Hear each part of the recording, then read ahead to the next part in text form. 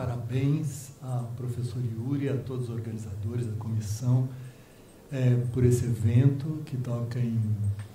temas tão importantes, tão fundamentais, que haja essa possibilidade de diálogo, e só esse tempo em que estamos ouvindo essas três falas já indicam por si só o quanto é bom ouvir diferentes perspectivas sobre problemas que se cruzam, né, que apontam para questões que se tornaram urgentes, né, e de uma atualidade gritante. No caso, eu vou falar a partir do ponto de vista da literatura, que, de certo modo, trata com essas questões fundamente, e há algum tempo eu poderia dizer que, de certo modo, vislumbrando dificuldades e problemas que foram enunciados por Carlos Drummond de Andrade, por exemplo, pelo menos desde os anos de 1950, e tocando diretamente na sua relação com a Companhia Vale do Rio Doce, criada em 1942, como disse o Wagner, para explorar o Pico de Itabira, o Pico do Cauê em Itabira, né? E isto se deu, quando isso aconteceu, isso já vinha de uma longa história que remontava ao início do século XX, quando um congresso de geologia, na altura de 1910, em Estocolmo, apresentou as jazidas brasileiras, as jazidas de ferro em Minas Gerais, como sendo de altíssimo teor ferrífero em grande quantidade. Isso mobilizou empresas inglesas, americanas, alemãs, francesas, que correram ao chamado quadrilátero ferrífero, isso é essa região de Minas, e compraram, arremataram a baixíssimo preço terras que ficaram, vamos dizer, à disposição da exploração desde então. E foi em 1911, já existia em Itabira uma empresa, quer dizer, sediada, na verdade, uma empresa internacional, inglesa e americana, chamada Itabira Iron Ore Company, que já estava pronta a explorar e exportar minério de ferro bruto de Itabira. A essa altura, Carlos Drummond de Andrade tinha de 7 a 8 anos. Podemos dizer que ele cresceu com este sentimento do mundo, para usar uma expressão que é dele mesmo, do famoso livro, né? Um poeta que nasceu nessa cidadezinha qualquer, como diz um poema dele, onde parece que nada acontece. O poema é sobre a lentidão do mundo provinciano, e arrematado por aquele famoso verso: "Eita vida besta, meu Deus", mas com esta, digamos, contradição, que Itabira, por outro lado, não era absolutamente uma cidadezinha qualquer, na medida em que era uma cidade que estava no olho guloso do mundo desde o início do século. Portanto, ele cresceu numa cidade que esperava que algo fosse acontecer, e esta expectativa oscilava, pode-se dizer, porque a gente rastreia nos poemas e nas crônicas, entre a expectativa de uma riqueza extraordinária que o progresso traria, mas, por outro lado, entre a expectativa de uma catástrofe, de algo inominável que também aconteceria nesse lugar, muito pequeno, mas marcado sempre, na visão do Drummond, por rasgos de enormidade. Quer dizer, ali, de todo modo, essa pequena cidade estava no sopé de um colosso mineral que é a paisagem ancestral do lugar, e que ao pé da qual, à sombra da qual a cidade cresceu. Então, o primeiro poema do Drummond sobre Itabira, no seu primeiro livro chamado Alguma Poesia, livro de 1930, poema de 1926, começava com esse verso: "Cada um de nós tem seu pedaço no Pico do Cauê". E, portanto, a ideia de que aquela comunidade compartilha aquele valor como algo que é como se fosse propriedade de cada um, mas como se, na verdade, cada um estivesse empenhado no destino do Pico do Cauê. E é sob a égide desse símbolo que ele diz que é talvez a primeira imagem do seu inconsciente, a imagem dessa montanha em torno da qual o espaço se organizava, é desse lugar que, vamos dizer, se desenvolve a sua imaginação lírica. A casa de infância, a casa da oligarquia local, ele é descendente de uma tradição de mandões mineiros, vive com muito drama íntimo e culpa a sua origem de classe, mas ela é que marca a topografia do lugar de origem, da onde se desenvolve a sua, vamos dizer, poesia lírica e aquilo que Proust chamava de memória involuntária. Ou seja, é um lugar do qual ele nunca pôde sair,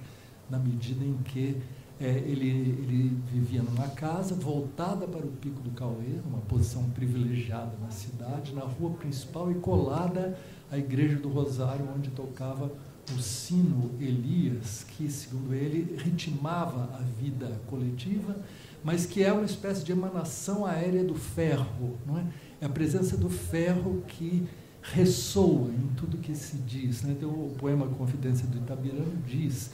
que aquela cidade tem 90% de ferro nas calçadas e 80% de ferro nas almas. Ou seja, ela vamos dizer, o continente material e imaterial dos viventes. O ferro está presente em tudo. Nesse mesmo poema Itabira se diz: as ferraduras batem no chão como sinos. Né? E é nesse poema que ele, ao mesmo tempo captando esse mundo local, à sombra do Cauê, ele fala: os ingleses compram a mina. E o último verso enigmático diz: só na porta da venda Tutu Caramujo cisma na derrota incomparável. E é impressionante que quando a gente lê esse poema, é como se todos os elementos da história que se desdobra de lá até aqui estão contidos, estão simplesmente encapsulados ali. Todas, vamos dizer, aquela memória tradicional, aquele compartilhamento da paisagem, ao mesmo tempo esta vivência do ferro, a chegada de uma outra agência econômica que sinaliza uma tomada do território por esses interesses, né, que aqui estavam desde lá, e esse Tutu Caramujo, figura enigmática que como o anjo benjaminiano da história, né, ele está ali portando o destino daquela comunidade, de certo modo, olhando o passado e o futuro e aquele vento catastrófico que passará por ali. Né? Então, tudo isso, na verdade, é próprio da poesia, que ela, vamos dizer, alimente e se realimente dos acontecimentos, porque o tempo faz com que a gente leia na poesia coisas que já estavam lá e que pareciam não evidentes, mas que estão latentes, de certo modo. Podemos dizer que toda essa história está latente neste pequeno poema. E ele marca essa extraordinária coincidência, né? Como mostrou Wagner, a Companhia Vadeiro Doce tem um papel fundamental na história, vamos dizer, moderna do Brasil, na economia brasileira, e ela simplesmente nasceu no mesmo lugar onde nasceu esse poeta. O poeta nasceu de frente para o crime, pode-se dizer, usando a expressão da canção de João Bosco e Aldir Blanc, quer dizer, ele testemunhou esta passagem, mesmo que ele não morasse mais em Itabira, mas ele acompanhou vivamente, profundamente, os acontecimentos que se davam ali. E, a partir da instalação da Companhia Vadeiro Doce, aliás, desculpe, houve todo um período em que, nos anos 10, 20, 30, que Itabira foi o epicentro litigioso de duas correntes que disputavam o destino da mineração no Brasil. Aqueles que defendiam a livre exportação do minério bruto e aqueles que defendiam que a extração teria que necessariamente ser articulada com um projeto de siderurgia nacional. Razão pela qual, no poema Confidência do Itabirano, quando ele dá o depoimento no livro Sentimento do Mundo, ele praticamente apresenta Itabira ao Brasil, né? E ele diz que as prendas de Itabira, ele coloca entre elas o São Benedito de Alfredo Duval, um artesão local, né, que estão na sala dele, as relíquias, as prendas de Itabira que ele oferece ao Brasil. Está o coro de anta no sofá, que na verdade é um testemunho do Vale do Rio Doce, que é do Rio Doce, desse bioma, né?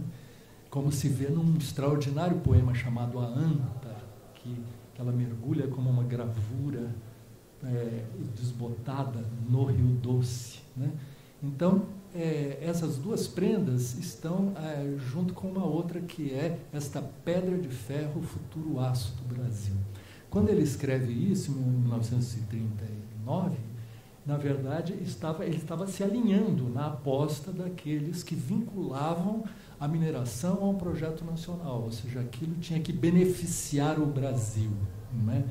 E é nessa discussão, portanto, que o poema se inclui cifradamente. No entanto, quando a obra dele é editada em 1948, reunida até a obra até então, esse verso desapareceu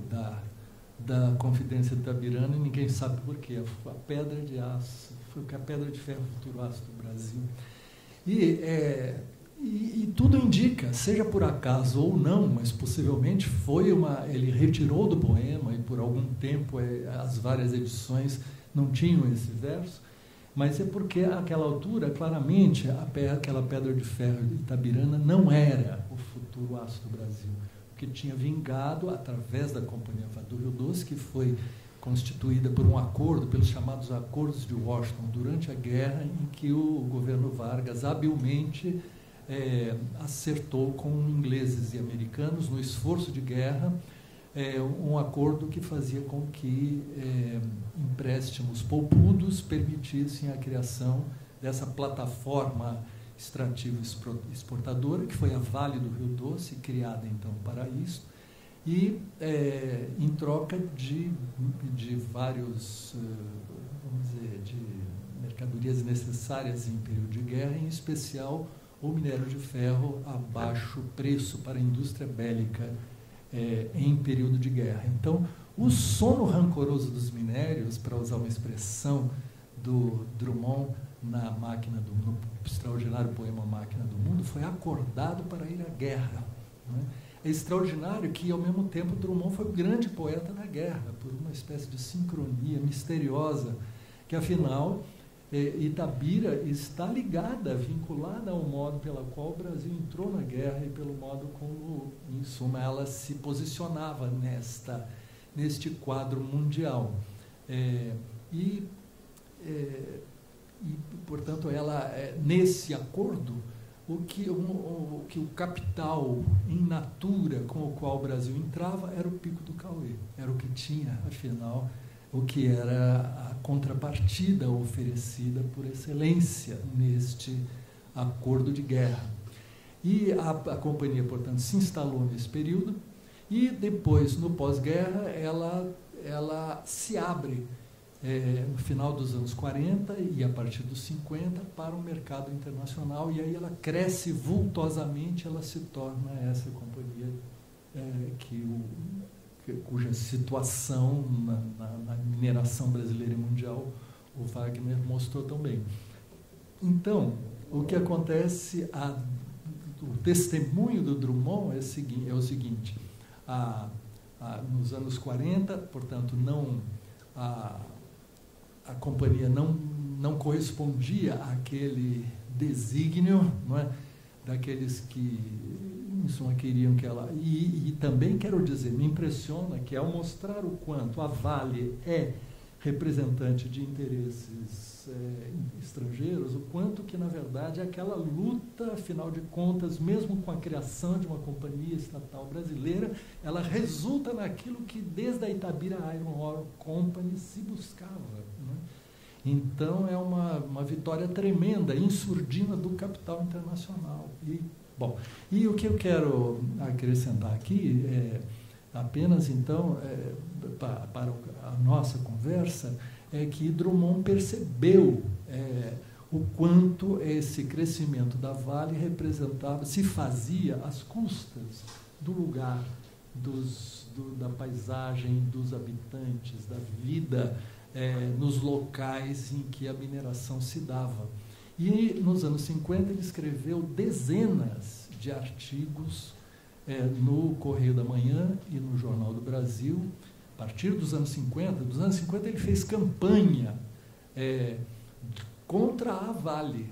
contra o modo como procedia a Companhia Vale do Rio Doce, mostrando minuciosamente, obsessivamente, o quanto aquela extraordinária acumulação se fazia a despeito das consequências nefastas que aquilo ia produzindo. E, a certa altura, ele diz que a mineração é uma indústria ladra, que ela vai cavucando e tirando, produzindo buracos e sempre indo para outros lugares onde ela... E que esse arco da exploração, ele se completaria com o tempo, deixando um rastro de, vamos dizer, de malefícios, né? que é o destino, o modo como a coisa se dá,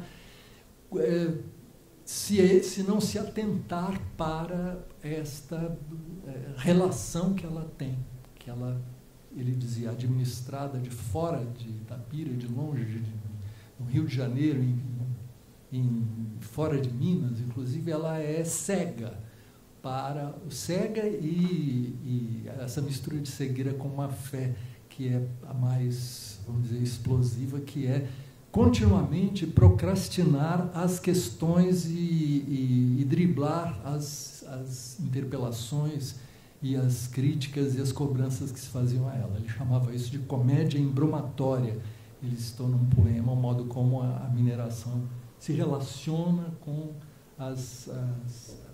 embates, as cobranças, as críticas que recebe.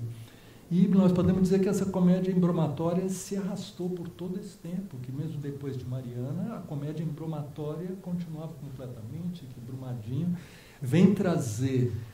de tal modo uma força, um impacto trágico, tudo isto, que faz impensável o modo como possa se sustentar uma comédia embromatória diante da tragédia repetida e com esses aspectos inomináveis, né, que foram mostrados aqui. Em suma, um escritor escreveu sobre essas coisas, movido pela literatura, movido pela poesia, e tem muitos outros aspectos literários da questão, que não é o caso aqui, mas sem a sua época contar com um discurso estruturado, um discurso, digamos, socioambiental, não sei, que não estava pronto, na verdade não existia, e portanto que ele falava sozinho, não falava sozinho porque tinha um grupo de cidadãos de Itabira que dialogava com ele, mandava dados e tudo mais, ele vocalizava isso para o Brasil, mas de certo modo é sintomático que isso tenha passado em silêncio e que nós, dando aula sobre Drummond durante décadas, não nos demos conta disso. A crítica não tratou disso, porque isso parecia escondido, porque isto é silenciado quase que por definição, por princípio, né? E, portanto, essa voz não ressoava, porque aquilo parecia uma demanda patética de um itabirano querendo chamar a atenção sobre um assunto paroquial sem observar a importância do progresso que tudo aquilo trazia, né? E para dizer em resumo, é isso que a gente, diante disso que a gente se espanta quando vê a atualidade, a contundência, que aquelas questões formuladas a seu modo naquela época, a atualidade que isso ganha no quadro que se apresentou agora. Quero só dizer também que a literatura mineira, para terminar, né, Guimarães Rosa e o Ferro, Drummond e o Ferro, Guimarães Rosa e o Cerrado, estão profundamente ligados à questão ambiental, que